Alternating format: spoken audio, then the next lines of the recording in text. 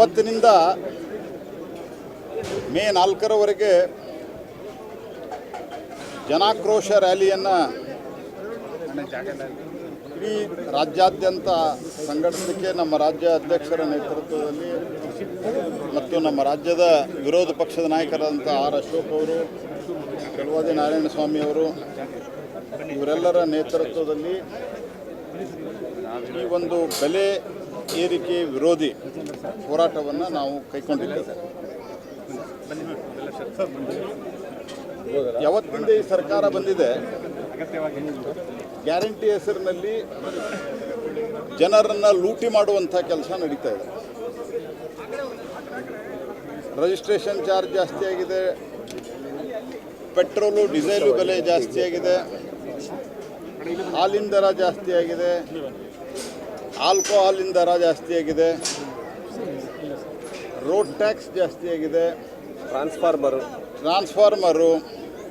ಮೊದಲು ಟ್ರಾನ್ಸ್ಫಾರ್ಮರ್ 20,000 ರೂಪಾಯಿ 3 ಲಕ್ಷ ರೂಪಾಯಿ, ಈಗ ಮುಸ್ಲಿಮ್ಸ್ 4% ಧರ್ಮಾಧಾರಿತ ರಿಸರ್ವೇಷನ್ ಕೊಡ್ಲಿಕ್ಕೆ ಬರೋದಿಲ್ಲ ಅನ್ನುವಂಥದ್ದಿದ್ರೂ ಸಹಿತ 4% ಕಾಂಟ್ರಾಕ್ಟ್ದಲ್ಲಿ ರಿಸರ್ವೇಷನ್ ಕೊಟ್ಟಿರುವಂಥದ್ದು ಎಷ್ಟೊಂದು ಅಪೀಸ್ಮೆಂಟ್ದ ಒಂದು ಪೀಕ್ಗೆ ಇವರು ತಲುಪಿದ್ದಾರೆ. ಇದೊಂದು ತುಷ್ಟೀಕರಣದ ಹೈಟ್ ಆಫ್ ದಿ ತುಷ್ಟೀಕರಣ ಇದೆ, ಅಪೀಸ್ಮೆಂಟ್. ಹಾಗಾಗಿ ಎಲ್ಲ ಸಂಗತಿಗಳನ್ನು SCP TSPಯನ್ನು ಅವರು ಗ್ಯಾರಂಟಿ ಮಾಡಿದಾಗ ಹೇಳಿರಲಿಲ್ಲ, SCP TSP ಮಾಡಿ ನಾವು ಆ ದುಡ್ಡನ್ನು ತೊಗೊಳ್ತೀವಿ ಅಂತ ಹೇಳಿ. ಮತ್ತು SCP TSP ದುಡ್ಡು ಏನು ತೊಗೊಳ್ತಾರೆ, ಅದು SC ಮತ್ತು ST ಅವರಿಗೆ ಅಷ್ಟೇ ಕೊಡ್ತಾರೆ ಇವ್ರು ಗ್ಯಾರಂಟಿ. ಹೆಂಗಿದ್ರೆ ಲೆಕ್ಕ ಏನಿದೆ ಅದರ ಬಗ್ಗೆ. ಮತ್ತು 2 ರೂಪಾಯಿ ಸೆಂಟ್ರಲ್ ಎಕ್ಸೈಸ್ ಪೆಟ್ರೋಲ್ ಡೀಸೆಲ್ ಏರಿಸಿದ್ದಕ್ಕೆ ಎಷ್ಟು ಫಾಸ್ಟಾಗಿ ರಿಯಾಕ್ಷನ್ ಕೊಡ್ತಾ ಇದ್ದಾರಂದರೆ, ಆ 2 ರೂಪಾಯಿನ ನಾವು ಕಸ್ಟಮರಿಗೆ ಟ್ರಾನ್ಸ್ಫರ್ ಮಾಡ್ತಾ ಇಲ್ಲ. First they should understand that. ಅದನ್ನು ನಾವು ಏನು ಆಯಿಲ್ ಕಂಪ್ನಿಗಳಿದ್ದಾವೆ, ಆ ಆಯಿಲ್ ಕಂಪ್ನಿಗಳು ಅವುಗಳನ್ನು ಅಬ್ಸಾರ್ಬ್ ಮಾಡ್ತದೆ. ಆ 2 ರೂಪಾಯಿಯನ್ನು ಸರ್ಕಾರಿ ಕಂಪ್ನಿಗಳು ಅರ್ಥಾತ್ ಭಾರತ ಸರ್ಕಾರ ಅದನ್ನು ಅಬ್ಸಾರ್ಬ್ ಮಾಡ್ಕೊಳ್ತದೆ. ಸೆಂಟ್ರಲ್ ಎಕ್ಸೈಸನ್ನು ನಾವು ಜಾಸ್ತಿ ಮಾಡಿದ್ವಿ.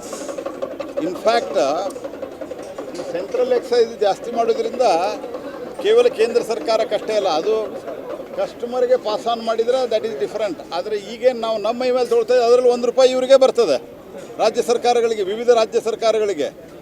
ಹಾಗಾಗಿ ನಮ್ಮ ಈ ಹೋರಾಟವನ್ನು ತಕ್ಷಣ ನೋಡ್ರಿ ನಮ್ಮ ವಿರುದ್ಧ ಮಾಡಿಕೊಟ್ಟಿದ್ದಾರೆ, ಅವರು 2 ರೂಪಾಯಿ ಮಾಡಿದ್ದಾರೆ ಅಂತ ಇಮಿಡಿಯೇಟ್ ಸ್ಟೇಟ್ಮೆಂಟ್ ಶುರುವಾಗಿದೆ. ಇನ್ನೂ ಪೂರ್ತಿಯಾದ ವಿವರಗಳು ಬಂದಿಲ್ಲ.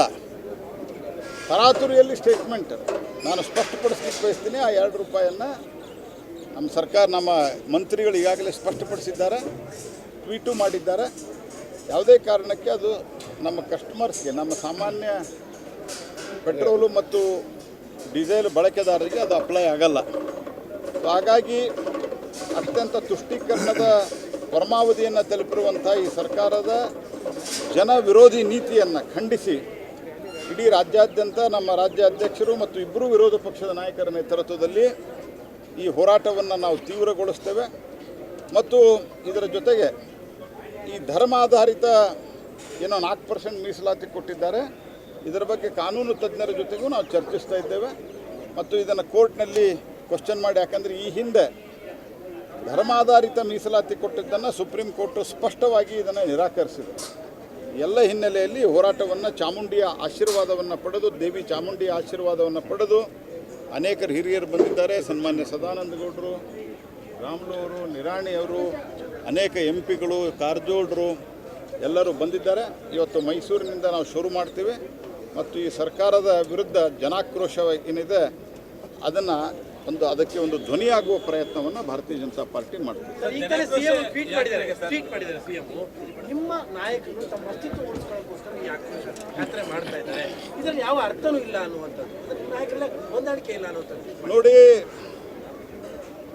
ಮುಖ್ಯಮಂತ್ರಿಗಳು ಏನಾದರೂ ಒಂದು ಹೇಳಲೇಬೇಕು, ಅವರು ಹೇಳ್ತಾ ಇದ್ದಾರೆ. ಹೋರಾಟದ ಬಗ್ಗೆ ಎಷ್ಟು ತಲೆ ಕೆಡಿಸ್ಕೊಂಡಿದ್ದಾರೆ ಅಂತ ಅದರಲ್ಲೇ ಗೊತ್ತಾಗುತ್ತೆ. ಹೋರಾಟದ ಬಗ್ಗೆ ಇಷ್ಟು ತರಾತುರಿಯಲ್ಲಿ ಟ್ವೀಟ್ ಮಾಡಿ ಅವರು ಪ್ರತಿಕ್ರಿಯೆ ಕೊಡ್ತಾರಂದ್ರೆ ಅವರಿಗೆ ಅದರ ಬಿಸಿ ಹತ್ತಿದೆ.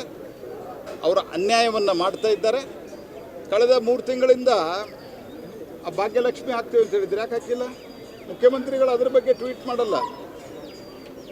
ಅನೇಕ ಲೋಕಲ್ ಬಾಡೀಸ್, ಅರ್ಬನ್ ಲೋಕಲ್ ಬಾಡೀಸ್ಗೆ ನನಗೆ ಎಲ್ಲ ಕಡೆಯಿಂದ ಫಿಗರಿಗೆ ಗೊತ್ತಿಲ್ಲ, ನಮ್ಮ ಹುಬ್ಬಳ್ಳಿ ಧಾರವಾಡದ 243 ಕೋಟಿ ರೂಪಾಯಿ ಪೆಂಡಿಂಗ್ ಇಟ್ಟಿದ್ದಾರೆ. ಸ್ಯಾಲ್ರಿ ಕೊಡೋಕ್ಕೆ ದುಡ್ಡಿಲ್ಲ. ಅಲ್ಲಿನ ಏನೋ Hubballi Dharwad municipal corporation employees ಇದ್ದಾರೆ, ಅವ್ರಿಗೆ ಸ್ಯಾಲ್ರಿ ಕೊಡೋಕ್ಕೆ ದುಡ್ಡಿಲ್ಲ. ಇದಕ್ಕಿಂತ ದಿವಾಳಿಗೆ ಏನು ಉದಾಹರಣೆ ಬೇಕು ಇವರಿಗೆ? ಹಾಲಿನ ದರ ಏರಿಸಿದ್ದೀವಿ, ನಾವು ರೈತರಿಗೆ ಲಾಭ ಮಾಡ್ತೇವೆ, ರೈತರಿಗೆ ಪಾಸಾನ್ ಮಾಡಿದ್ದಾರೆ ನೀವು. ಸಿದ್ದರಾಮಯ್ಯನವರು ತಮ್ಮದು ಕೊನೆ ಟರ್ಮ್ ಇರೋದ್ರಿಂದ ನನಗನ್ನಿಸ್ತದೆ ಮುಂದೆ ಕಾಂಗ್ರೆಸ್ನಿಂದ ಯಾರು ಮುಖ್ಯಮಂತ್ರಿ ಆಗಬಾರ್ದು, ನಾನೇ ಕೊನೆಯದಾಗಬೇಕು ಅಂತ ತೀರ್ಮಾನವನ್ನು ಅವ್ರು ಮಾಡಿ ಈ ರೀತಿ ಟ್ವೀಟ್ ಮಾಡ್ತಾರೆ. ಜನ ಆಕ್ರೋಶದಲ್ಲೇ ಇಲ್ಲ, ಜನ ಸಂತೋಷದಲ್ಲಿ ಅಂದರೆ ಇವರೆಲ್ಲ ಏನು ರೇಟ್ ಜಾಸ್ತಿ ಮಾಡಿದ್ದಾರೆ, ಅದಕ್ಕೆ ಭಾಳ ಜನ ಸಂತೋಷದಿಂದ ಸ್ವಾಗತ ಮಾಡಿದ್ದಾರಂತ. ಏನ್ ಮೆಸೇಜ್ ಕೊಡ್ತಾ ಇದ್ದಾರೆ? ಕೇಂದ್ರ ಸರ್ಕಾರದ ವಿರುದ್ಧ ದನಿ ಎತ್ತಕ್ಕೆ 2 ರೂಪಾಯಿ ಬಗ್ಗೆ ನಾನು ಹೇಳಿದ್ನಲ್ಲ.